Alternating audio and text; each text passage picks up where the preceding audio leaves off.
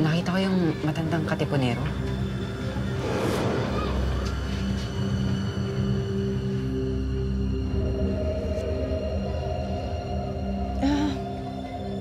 Hindi kaya na malikmata ka lang? Baka naman, siguro, baka guni-guni mo lang yun o kaya siguro pagod ka. Kaya, di ba minsan ganun tayo? Pagka yung parang pagod tayo. Anak, huwag mo na isipin yun, ha? Alisin mo sa isip mo yun.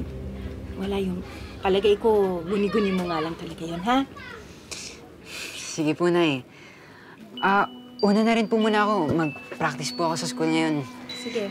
Sige po.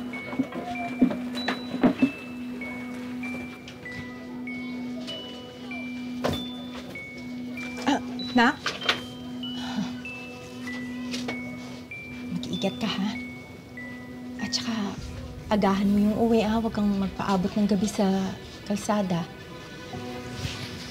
At saka, anak, pwede ba? Mangako ka sa akin, huwag kang dadaan dun sa release ng tren. Ha? Opo. Mag-ingat po ako. Promise. I love you, anak. I love you.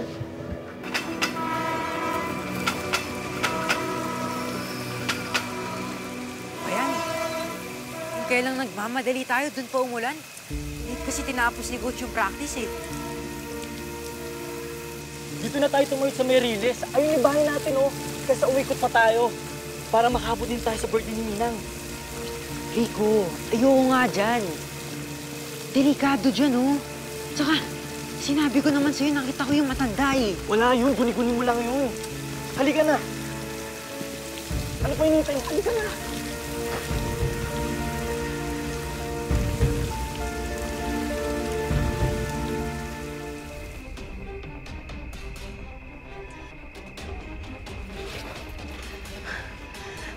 Mare!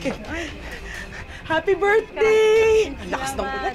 Happy birthday. May gelatin akong dala para sa'yo. Salamat. Asan na yung mga bata? Si Rico? Sabi niya kasi didiretso sila dito kasama si Alfred. Ayun nga yung pinag-aalala namin eh. Kasi ang sabi nila, pagkatapos ng practice, uuwi sila agad dahil may konti nga tayong salo-salo.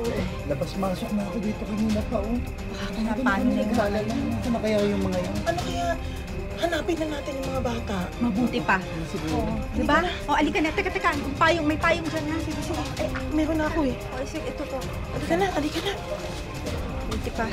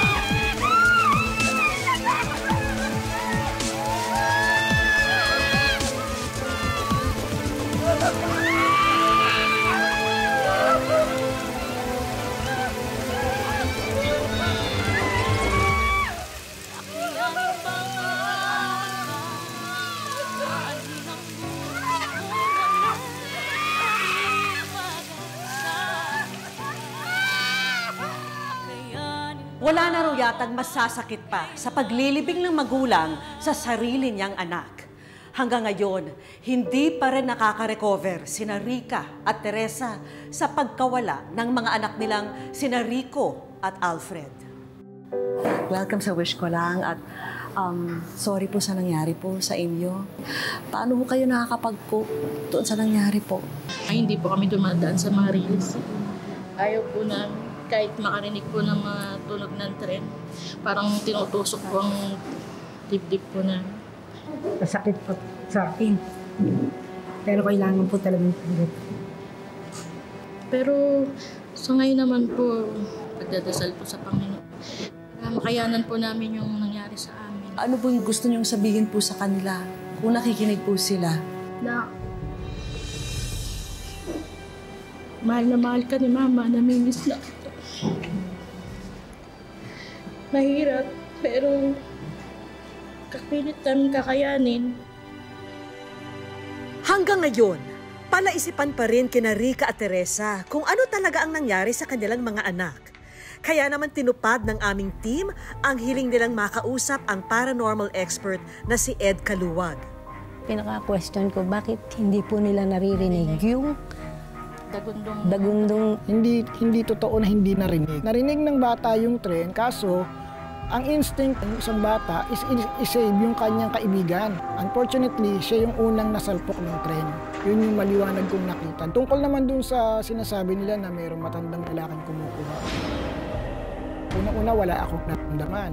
May mga lugar kasing may mga espiritong nagpaparamdam lang. Pero wala itong kinalaman dun sa mga aksidente na nangyayari ng natural. Dahil sa aksidenteng nangyari sa mga anak ni Rica at Teresa, may paalala naman ang Philippine National Railways o PNR para sa ating mga kababayan. Pinakamalakas nating reminder po, malayo pa yung tren, bumubusina na po. Ginagawa ho natin na lahat ng kaya nating magawa para nang sa gayon may siguro natin ligtas ang bawat buhay ng ating mga kababayan. Alam naming nasira ng trahedya ang mga buhay ni Rica at Teresa. Kaya naman agad kumilos ang aming team para tulungan sila. Nanay Teresa, Nanay Rica, meron po tayong mga hinandang sorpresa para po sa inyo. Sana magustuhan niyo po ito. Okay na ba? Gusto niyo makita? 3, 2, 1. Ayan po, para po sa inyo. Sige po, tayo.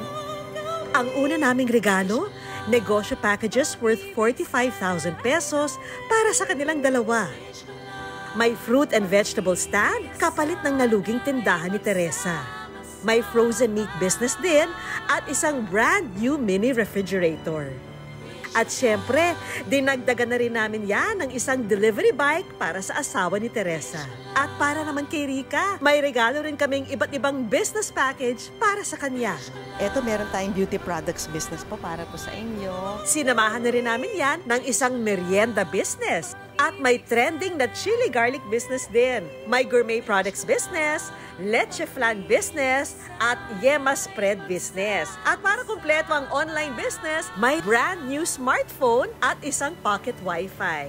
At may smartphone at wifi po para po rin sa inyo. Ha? Inilapit din namin sina Rica at Teresa sa isang mental health expert para matulungan silang makarecover mula sa trauma. Andito po ako para mag-offer also po ng talk therapy. Maganda po kasi may napagsasabihan sila ng kanilang mga saloobin, emotions, because therapeutic po yun. But wait, there's more! Para kahit paano'y ma-relax sina Rica at Teresa, may regalo rin kaming isang relaxation package. At may bonus pa kaming isang staycation package para sa kanilang mga pamilya. And of course, hindi pwedeng mawala ang Wish Ko Lang Savings.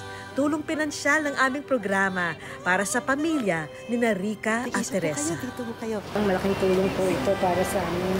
Thank you po. Kahit na mahirap po mag-move on po, pagkatapos po nito, kahit paano, sana mapagaan ng konti yung pinagdaraanan. Talaga namang napakasakit ang mawala ng anak.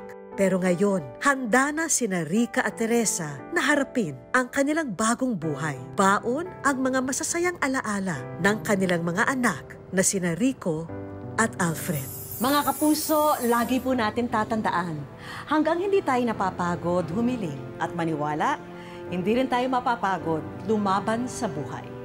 Ako po si Vicky Morales at ito po ang bagong Wish